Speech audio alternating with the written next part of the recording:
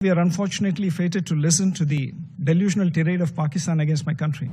A country that bombs its own people, conducts systematic genocide, can only attempt to distract the world with misdirection and hyperbole. This is a country that conducted Operation Searchlight in 1971 and sanctioned a systematic campaign of genocidal mass rape of 400,000 women citizens by its own army. The world sees through Pakistan's propaganda. President, at the outset, I congratulate Russia on assuming the presidency and thank the Russian Federation as the President of the Council for holding today's open debate on the topic of women, peace and security. I thank the Secretary General and other briefers for their presentation as we gather today to mark a quarter century since the adoption of UN Security Council Resolution 1325. We celebrate not merely an anniversary, but a transformative moment that fundamentally reshaped our understanding of peace and security, recognizing that sustainable peace cannot be achieved without the full and equal participation of women. India's commitment to this principle, however, predates this resolution by several decades. India has consistently contributed to UN peacekeeping as an expression of our commitment to global peace. What distinguishes India's peacekeeping legacy is not merely the scale of our contribution, but our pioneering recognition of women as indispensable agents of peace. As early as the 1960s, much before the adoption of Resolution 1325, India deployed women medical officers to the Congo, making one of the earliest instances of women serving in UN peacekeeping operations.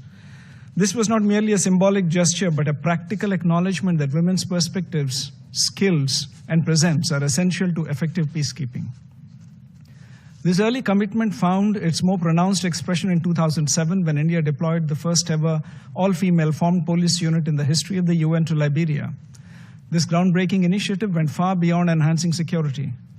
It catalyzed a transformation in Liberian society, inspiring local women to join law enforcement and participate actively in rebuilding their nation.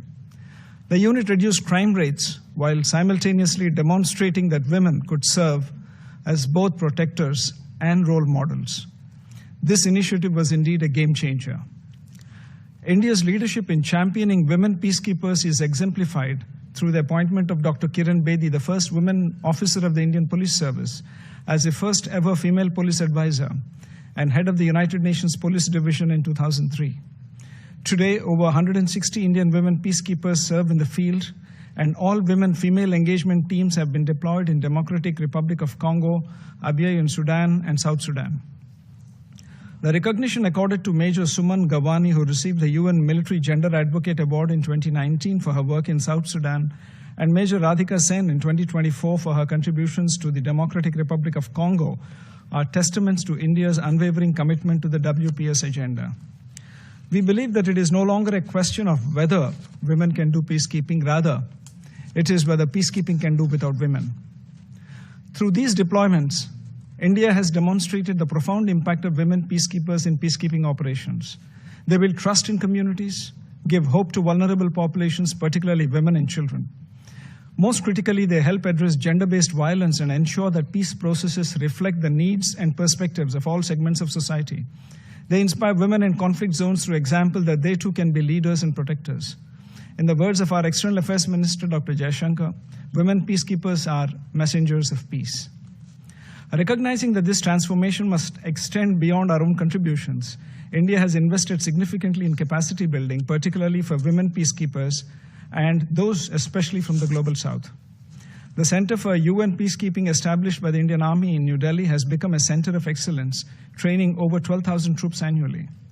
In 2016, the center launched a special course for female military officers, training 72 women officers from 39 different troop-contributing countries that year.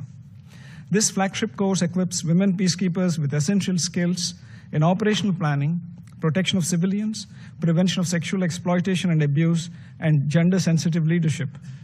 We have also dispatched mobile training teams to several nations worldwide. I'm happy to recall that in February 2025, India hosted the International Conference on Women Peacekeepers from the Global South, bringing together women peacekeepers from 35 nations. This two-day gathering examined the evolving challenges facing women in peacekeeping operations, from addressing sexual exploitation and abuse to leveraging technology for enhanced effectiveness. The conference was not merely a forum for discussion, but a platform for developing actionable strategies to increase women's participation and their impact in future peace missions. More recently, in August 2025, India hosted the UN Women Military Officers Course, which saw a participation from 15 countries. President, every year we are unfortunately fated to listen to the delusional tirade of Pakistan against my country, especially on Jammu and Kashmir, the Indian territory they covet. Our pioneering record on women, peace and security agenda is unblemished and unscathed. A country that bombs its own people, conducts systematic genocide, can only attempt to distract the world with misdirection and hyperbole. This is a country that conducted Operation Searchlight in 1971 and sanctioned a systematic campaign of genocidal mass rape of 400,000 women citizens by its own army. The world sees through Pakistan's propaganda. President, as we look ahead, India remains unwavering in its commitment to the women, peace and security agenda. We stand ready to share our expertise with partners, particularly those in the Global South, fostering collective solutions to shared challenges. Thank you, President.